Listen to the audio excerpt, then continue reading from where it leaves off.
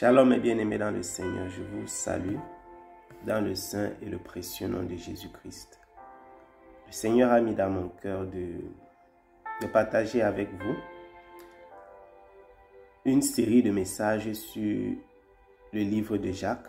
Donc nous allons méditer ensemble le livre de notre frère Jacques, du premier chapitre au 5e, en prenant tout au long de ce livre des enseignements, des exhortations pour l'édification de notre foi. J'aimerais donc que vous puissiez avec moi méditer ce livre, mais surtout tirer des enseignements et les mettre en pratique. Parce que celui qui examine sa vie à la lumière de la parole de Dieu et qui ne tire pas un enseignement, qui ne met pas cette parole en pratique, il est semblable à quelqu'un qui a regardé, il s'est miré, il a regardé, il a examiné son visage dans un miroir et par la suite il s'est retourné et il a oublié comment il était. Accrochons-nous donc tout au long de cette méditation. Jacques, notre bien-aimé, débute son livre avec une exhortation par rapport à la souffrance, par rapport à la douleur, par rapport aux difficultés. Et donc ce matin, je voudrais m'adresser à ces personnes-là qui passent par ces circonstances, par les difficultés, par la souffrance, par la persécution, par la douleur.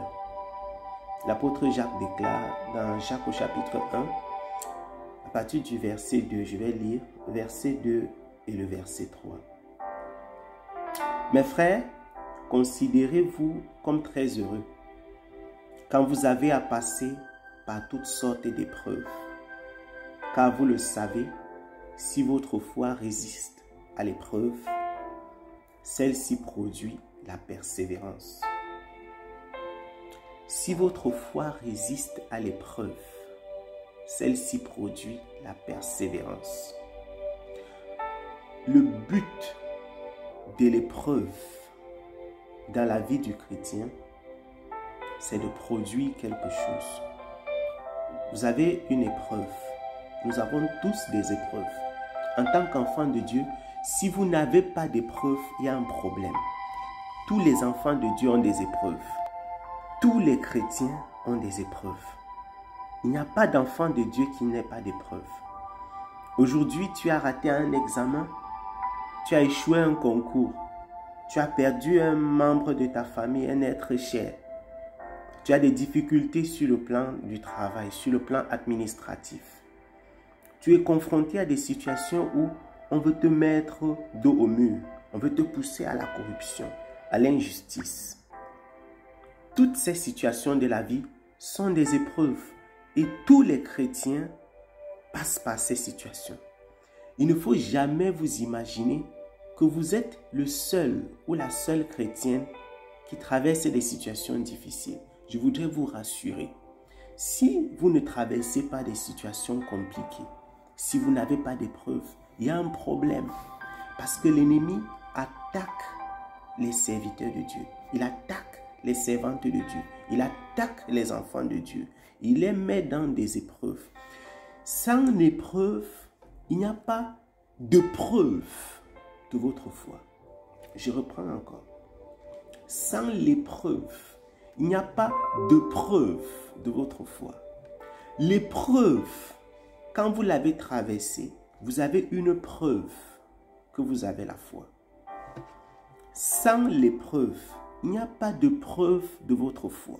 Ce n'est que lorsque vous avez traversé une épreuve qu'il y a une preuve que vous aimez le Seigneur Jésus-Christ. Vous pouvez témoigner. Vous pouvez certifier. C'est comme lorsque quelqu'un va à l'école. Quand on dit qu'un enfant fait la 3e de l'enseignement secondaire, un enfant fait la terminale, un enfant fait la 3e année à l'université. Quand on dit que quelqu'un a eu son BEPC, il a eu son baccalauréat, il a eu son master. Le master, c'est un certificat. Pour pouvoir le passer, il a eu des épreuves. L'épreuve apporte la preuve. L'épreuve vous permet de pouvoir dire par la suite, je suis certifié, je suis passé par là. Et bien aimé, il y a des personnes qui trichent. Il y a des gens qui dans les épreuves trichent. Vous avez été à l'école. Vous avez vu les gens tricher. Les gens trichent dans les épreuves. Les gens trichent pour avoir le BEPC, pour avoir le baccalauréat, pour avoir la licence, le master. Les gens trichent aux examens. Les gens trichent au concours. Les gens achètent des notes de plusieurs façons, en utilisant du matériel, en utilisant de l'argent, en utilisant des relations, les influences. Ça, ce sont les épreuves humaines. L'épreuve de notre Seigneur, vous ne pouvez pas tricher. Les gens utilisent des raccourcis pour réussir les épreuves dans ce monde. L'épreuve de votre foi doit produire la persévérance. C'est quand vous traversez, c'est quand vous persévérez au travers de l'épreuve, en continuant à vous attacher au Seigneur Jésus-Christ, que vous pouvez démontrer. Je suis passé par là, je n'ai pas fléchi. J'ai eu faim, j'ai vu la nourriture, ça ne m'appartenait pas. Je n'ai pas pris parce que ça ne m'appartenait pas. Je suis passé par là. J'avais des difficultés financières. J'ai rencontré un homme très riche qui m'a fait la cour. Il m'a fait la cour avec insistance. J'ai refusé. Je suis passé par là. Je n'ai pas fléchi. J'avais des problèmes. Quelqu'un m'a proposé de prendre son fils ou sa fille dans tel ou tel concours où j'avais la possibilité de l'introduire. Il m'a proposé de l'argent. J'ai refusé de le faire. J'ai des preuves. Même si vous n'avez pas les preuves matérielles pour pouvoir montrer aux hommes que vous êtes passé par une épreuve, le Seigneur Jésus-Christ a cela dans votre record. Les cieux et la terre sont témoins, même si les hommes ne peuvent pas le voir. L'épreuve de votre foi, la foi, elle est invisible. Parfois aussi, les épreuves de la foi sont invisibles. La foi n'est pas visible. Lorsque vous rencontrez un homme, une femme de foi, vous ne pouvez pas déterminer à première vue, c'est un homme qui a une foi géante. Quand vous rencontrez un homme et une femme qui croient, qui sait le Seigneur d'un cœur sincère, qui a une foi géante, vous ne pouvez pas le déterminer parce que la foi n'est pas visible. Aussi, il y a des épreuves invisibles. Il y a des épreuves que l'on traverse dans le secret, dont le résultat est secret, mais il produira quelque chose de magnifique dans votre vie. Je voudrais donc vous exhorter à la suite de notre frère Jacques. N'oubliez pas, mes bien-aimés, n'oubliez pas que l'épreuve de votre foi, l'épreuve de votre foi, l'épreuve de votre foi, mes frères, considérez-vous heureux quand vous devez passer par toutes sortes d'épreuves. Considérez-vous heureux quand vous devez passer par toutes sortes d'épreuves. Car si votre foi résiste à l'épreuve, celle-ci produit la persévérance. Nous verrons davantage par la suite. Qu'est-ce que Jacques appelle la persévérance? En fait, la persévérance, c'est le but du chrétien. C'est facile de dire, j'ai donné ma vie à Jésus. Je suis chrétien, je suis né de nouveau. Je suis ancien d'église. Je suis diacre. J'administre telle cellule de prière, comme les chrétiens disent. Mais la foi, c'est un exercice de persévérance. La vie de foi, c'est une vie de persévérance. Sans la persévérance, on ne peut véritablement pas certifier que quelqu'un est enfant de Dieu, qu'il est né de nouveau. C'est parce que vous persévérez dans le Seigneur que vous apportez les preuves de votre salut. Sinon, tout le monde peut dire qu'il est sauvé.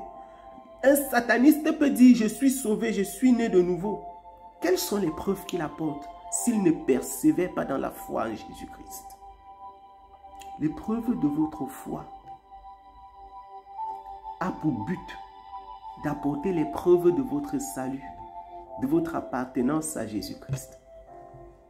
Je vous exhorte, mes bien-aimés, vous qui souffrez, vous qui avez des difficultés, à ne pas penser que le Seigneur vous a abandonné, à ne pas vous imaginer que l'épreuve a pour but de vous détruire, de vous anéantir, de vous réduire à zéro. L'épreuve de votre foi a pour but d'apporter les preuves de votre appartenance au Seigneur. Résistez fermement. Ne lâchez pas. Ne cédez pas. Ne laissez pas l'ennemi vous donner l'impression que c'est une épreuve interminable. Je sais qu'il y a des épreuves qui peuvent sembler tellement longues. Mais tenez-vous ferme dans le Seigneur. Je vous assure en Jésus-Christ, vous n'allez pas le regretter. Car vous le savez. Et si vous ne le saviez pas, je vous le dis aujourd'hui au nom de Jésus-Christ. Si votre foi résiste à l'épreuve, si votre foi résiste à l'épreuve, celle-ci produit la persévérance. Celle-ci produit la persévérance. Résistez à l'épreuve, mes bien-aimés. Soyez abondamment bénis dans le saint et le précieux nom de notre Seigneur Jésus-Christ. Shalom.